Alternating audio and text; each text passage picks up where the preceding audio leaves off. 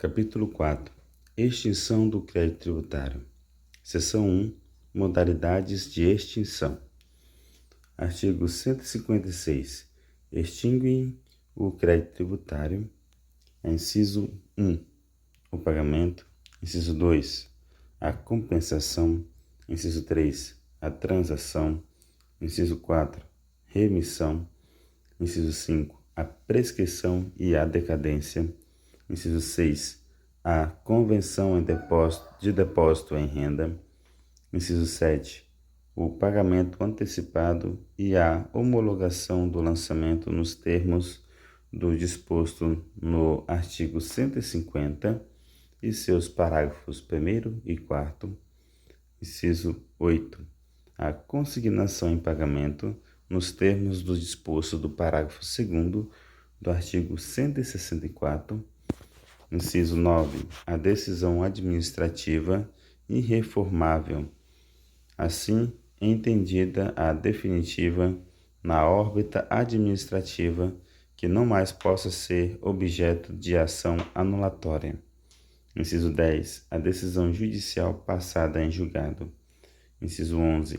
A dação em pagamento em bens imóveis na forma e condições estabelecidas em lei.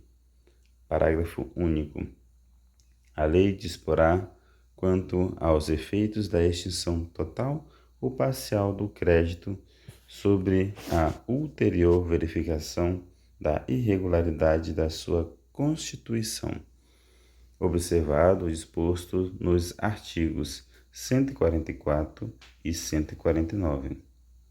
Seção 2. Pagamento. Artigo 157.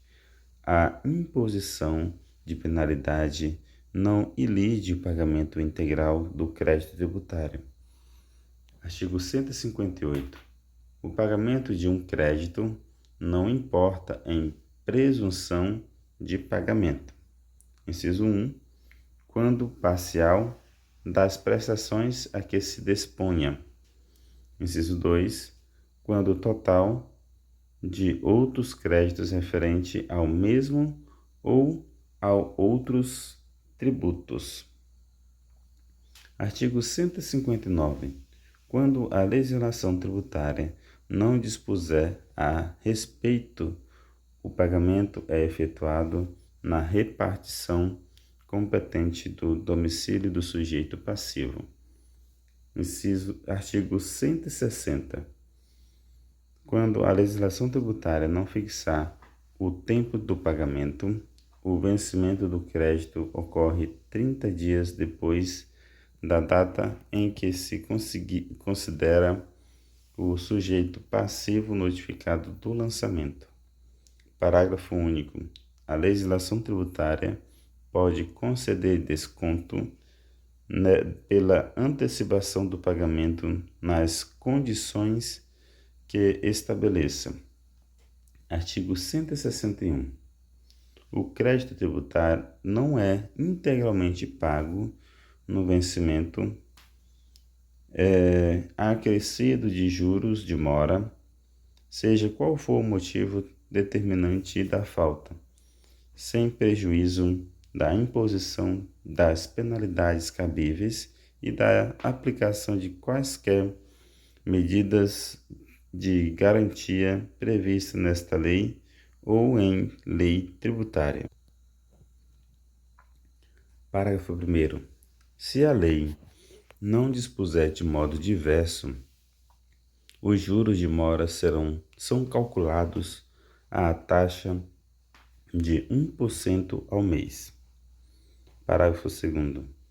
O disposto neste artigo não se aplica na pendência de consulta formulada pelo devedor dentro do prazo legal para pagamento do crédito. Artigo 162. O pagamento é efetuado, inciso 1, em moeda corrente, cheque ou vale postal. Inciso 2. Nos casos previstos em lei, em estampilha, em papel selado ou por processo mecânico. Parágrafo 1º.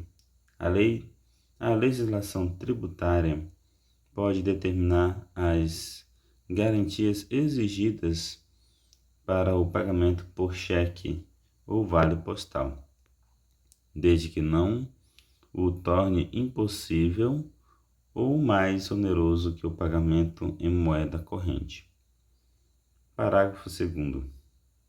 O crédito pago por cheque somente se considera extinto com o resgate deste pelo sacado.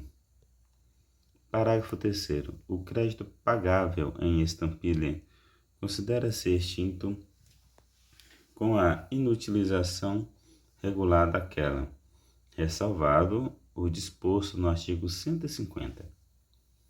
Parágrafo 4º.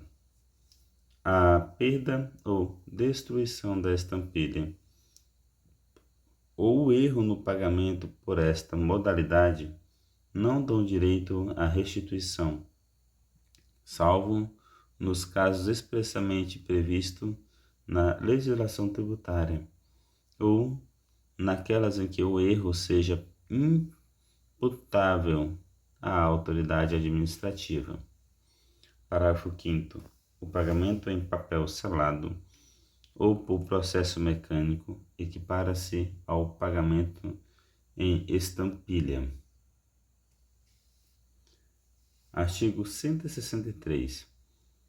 Existindo simultaneamente dois ou mais débitos vencidos do mesmo sujeito passivo para com a mesma pessoa jurídica de direito público, relativos ao mesmo ou a diferentes tributos ou provenientes de penalidade pecuniária de juros ou juros de mora, a autoridade administrativa competente para receber o pagamento determinará a respectiva imputação, obedecidas as seguintes regras, na ordem em que enumeradas.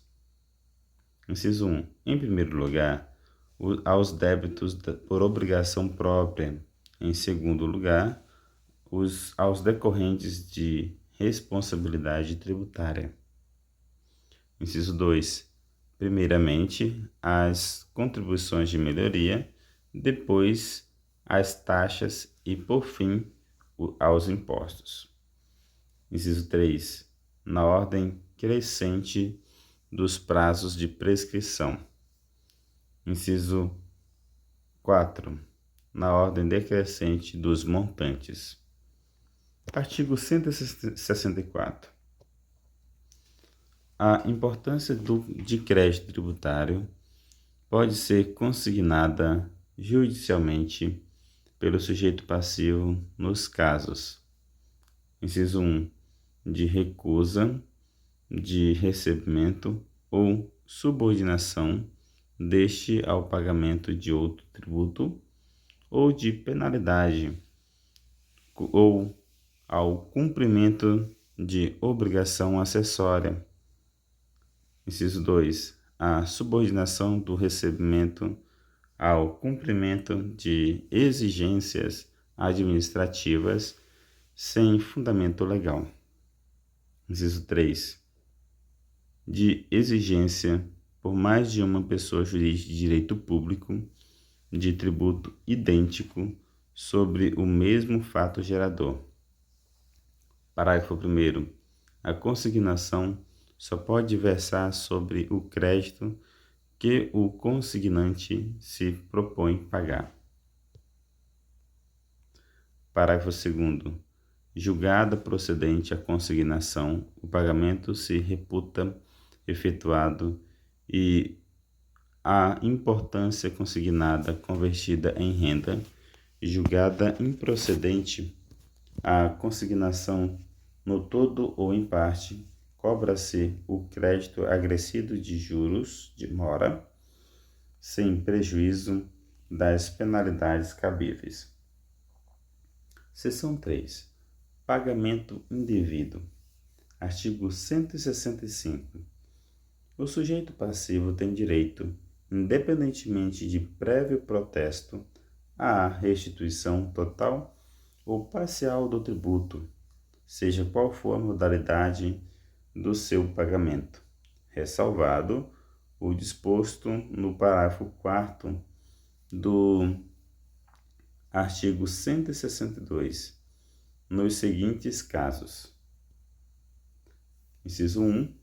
Cobrança ou pagamento espontâneo de tributo indevido em maior que o devido em face da legislação tributária aplicável, ou da natureza ou circunstâncias materiais do fato gerador efetivamente ocorrido. Inciso 2. Erro na edificação do sujeito passivo, na determinação da alíquota aplicável, no cálculo do montante do débito ou na elaboração ou conferência de qualquer documento relativo ao pagamento. Inciso 3. Reforma, anulação, revogação ou rescisão de decisão condenatória. Artigo 166. A restituição de tributos que comportem, por sua natureza, transferência do respectivo encargo financeiro somente será feita a quem prove haver assumido o referido encargo, ou, no caso de tê-lo transferido a terceiro, está por este expressamente autorizado a recebê-la. Artigo 167. A restituição total ou parcial do tributo dá lugar à restituição na mesma proporção dos juros de mora e das penalidades pecuniárias, salvo as referentes a infrações de caráter formal não prejudicadas pela causa da restituição. Parágrafo único. A restituição vence juros não capitalizáveis a partir do trânsito em julgado da decisão definitiva que a determinar. Artigo 168. O direito de pleitear a restituição extingue-se com o decurso do prazo de 5 anos contados, inciso 1, nas hipóteses dos incisos 1 e 2 do artigo 165, da data da extinção do crédito tributário. Artigo 2, inciso 2.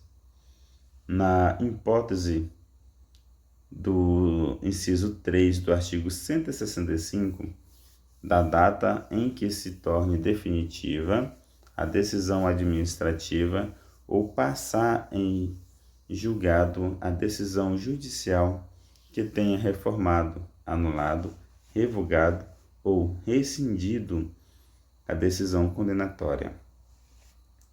Artigo 169. Prescreve em 2 anos a ação anulatória da decisão administrativa que denegar a restituição. Parágrafo único. O prazo de prescrição é interrompido pelo início da ação judicial, recomeçando o seu curso por metade a partir da data da intimação validamente feita ao representante judicial da Fazenda Pública interessada. Seção 4. Demais modalidades de extinção. Artigo 170. A lei pode, nas condições e sob as garantias que estipular ou cuja estipulação em cada caso atribuir à autoridade administrativa, autorizar a compensação de créditos tributários com créditos líquidos e certos, vencidos ou vincendos, do sujeito passivo contra a Fazenda Pública. Parágrafo único. Sendo vencendo o crédito do sujeito passivo, a lei determinará, para os efeitos deste artigo, a apuração do seu montante, não podendo, porém, combinar redução maior que a correspondente aos juros de 1% ao mês pelo tempo a decorrer entre a data da compensação e a do vencimento. Artigo 170-A. É vedado a compensação mediante o aproveitamento de tributo, objeto de contestação judicial, pelo sujeito passivo antes do trânsito em julgado da respectiva decisão judicial. Artigo 171. A lei pode facultar, nas condições que estabeleça, aos sujeitos ativos e passivos da obrigação tributária, celebrar transação que, mediante concessões mútuas, importe em determinação de litígio e consequente extinção do crédito tributário. Parágrafo único. A lei indicará a autoridade competente para autorizar a transação em cada caso. Artigo 172. A lei pode autorizar a autoridade administrativa a conceder, por despacho fundamentado, remissão total ou parcial do crédito tributário, atendendo, inciso 1, à situação econômica do sujeito passivo, inciso 2, ao erro ou ignorância excusáveis do sujeito passivo quanto à matéria de fato, inciso 3, a diminuta importância do crédito tributário, inciso 4, a consideração de equidade em relação com as características pessoais ou materiais do caso, inciso 5, a condições peculiares a determinada região do território da entidade tributante. Parágrafo único. O despacho referido neste artigo não gera direito adquirido, aplicando-se, quando cabível, o disposto no artigo 155. Artigo 173. O direito de a Fazenda Pública constituir o crédito tributário extingue-se após 5 anos contados. Inciso 1. Do primeiro dia do exercício seguinte àquele em que o lançamento poderia ter sido efetuado. Inciso 2. Da data em que se torne definitiva a decisão que houver anulado, por vício formal, o lançamento anteriormente efetuado. Parágrafo único. O direito a que se refere este artigo extingue-se definitivamente com o decurso do prazo nele previsto, contado da data em que tenha sido iniciada a constituição do crédito tributário pela notificação ao sujeito passivo de qualquer medida preparatória indispensável ao lançamento. Artigo 174. A ação para a cobrança do crédito tributário prescreve em 5 anos contados da data da sua constituição definitiva. Parágrafo único. A prescrição se interrompe, inciso 1, pelo despacho do juiz que ordene a citação em execução fiscal, inciso 2, pelo protesto judicial, inciso 3, por qualquer ato judicial que constitua em mora o devedor, inciso 4, por qualquer ato inequívoco, ainda que extrajudicial, que importe em reconhecimento do débito pelo devedor.